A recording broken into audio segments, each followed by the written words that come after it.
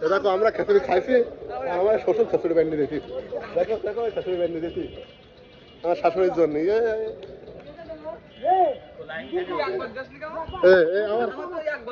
আমার মা মোটা করে একটু করে দিয়েছি, ওর একটু দে, ওর একটু দে, আমার মামুর একটু দে, আমার মামুর একটু দে, আর মামু ছটপট করতে খাওয়ার জন্য একটু দে, একটু দে। দেখো আমার চাচা দিতে পারে, আমার চাচা মাস্টার সাহেব দে দে একটু দে, একটু দে। আলহামদুলিল্লাহ আজকে ওরা নামাজের পরে কিন্তু খিচুড়ি খেলাম।